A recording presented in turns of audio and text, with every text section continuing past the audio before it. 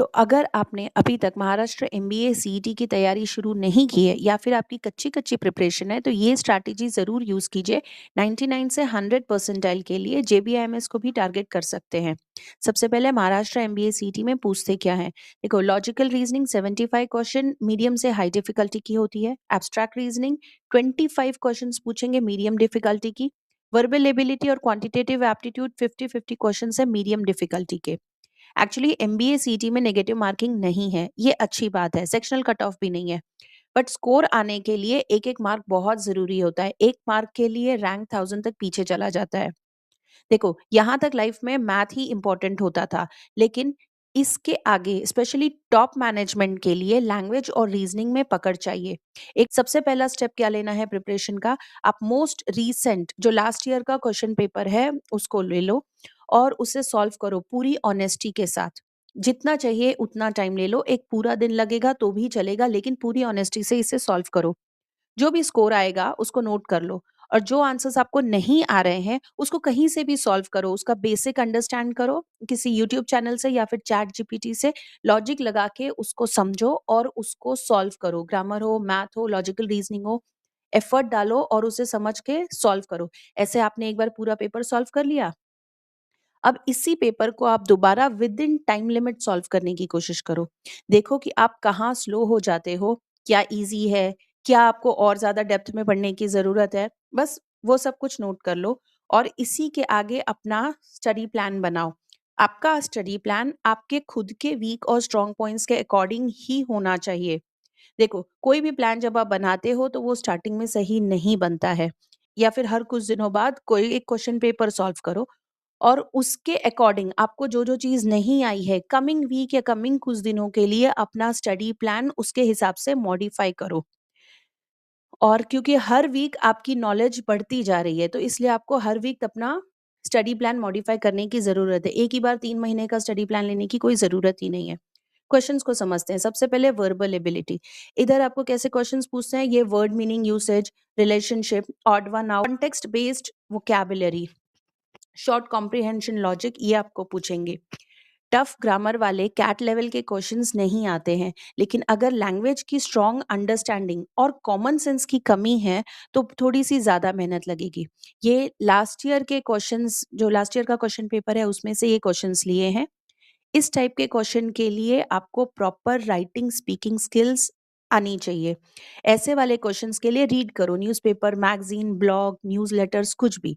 और साथ में अपनी स्पीकिंग स्किल्स को थोड़ा-थोड़ा बढ़ाते रहो, क्योंकि आगे ग्रुप डिस्कशन वगैरह इंटरव्यू में चाहिए ही होगा।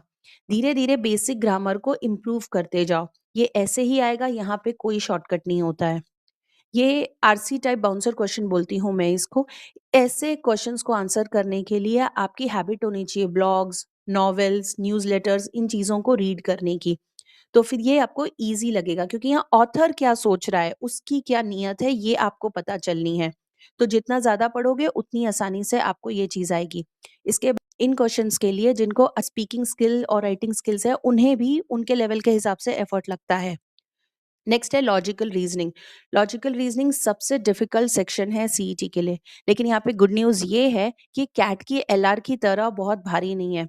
क्वेश्चंस यहाँ पे इसी टाइप के पूछे जाते हैं, syllogism, direction sense, blood relation, coding decoding, series, simple arrangement, इसी टाइप के। ये कॉमन सैम्पल क्वेश्चंस हैं, ऐसे नहीं, इससे थोड़े से डिफिकल्ट क्वेश्चंस पूछे जाते हैं।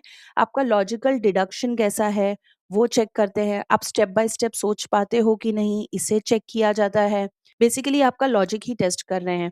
यहाँ स्कोरिंग के लिए आपको, जैसा हमारे सर ने हमें सिखाया था पास्ट में, you will have to practise unlearning, यानी कि जो आपको पहले से पता है उसे भूल के, बिना किसी गेस वर्क के, सिर्फ और सिर्फ क्लूज के बेसिस पर क्वेश्चंस को अटेम्प्ट करना है।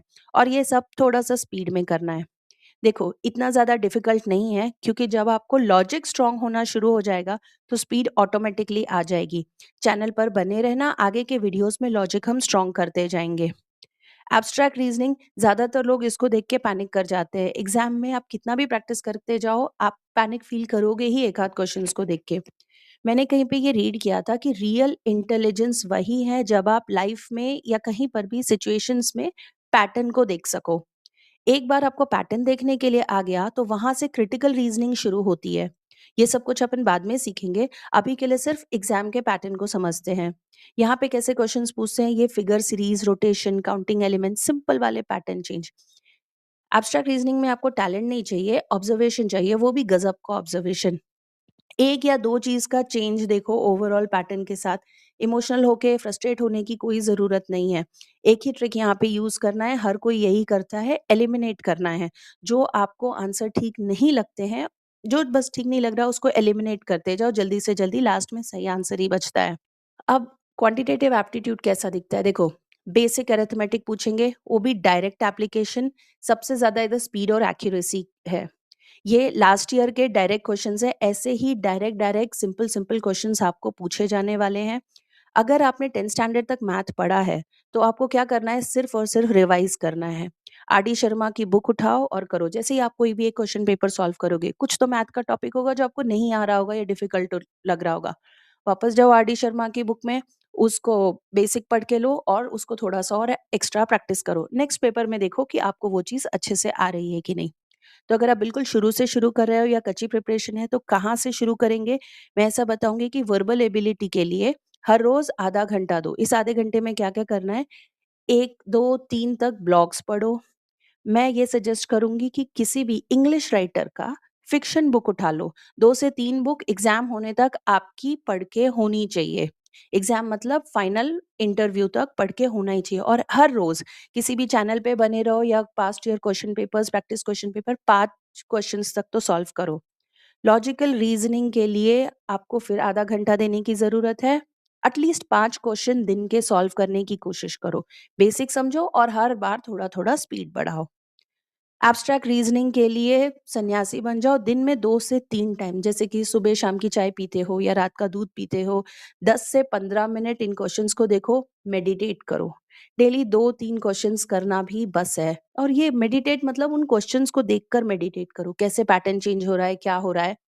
ये धीरे-धीरे प्रैक्टिस करने से आ जाएगा। आपकी असल प्रिपरेशन यही है जब आप प्रीवियस ईयर के क्वेश्चन पेपर को सॉल्व करना शुरू करोगे और वहाँ जो चीज़ आपको नहीं आती है उसे बेसिक से प्रिपेयर करोगे और उसके ऊपर प्रैक्टिस करोगे, यही आपकी असल प्रिपरेशन होने वाली है। और हर रोज 2 घंटे की ये कंसिस्टेंटली पेशेंस के साथ आपको प्रैक्टिस करना है। इसे अगर आप रोज करते हो तो अगर आपका कॉन्फिडेंस कम भी है तो आप देखना फाइनल एग्जाम में आप बहुत अच्छा स्कोर कर लोगे। इस चैनल पर कोई शॉर्टकट ट्रिक नहीं मिलेगी। यहाँ पे डिफिकल्ट वर्बल एबिलिटी और रीजनिंग के क्वेश्चन के कॉन्सेप्ट्स और उसे इजी तरीके से सीखने की पूरी कोशिश करेंगे। ठीक लगे तो साथ रहना। स्टेप बाय स्टेप मेहनत से सीईटी जरूर क्लियर होगा। चैनल को सब्सक्राइब कर लो। नेक्स्ट वीडियो में मिलती हूँ।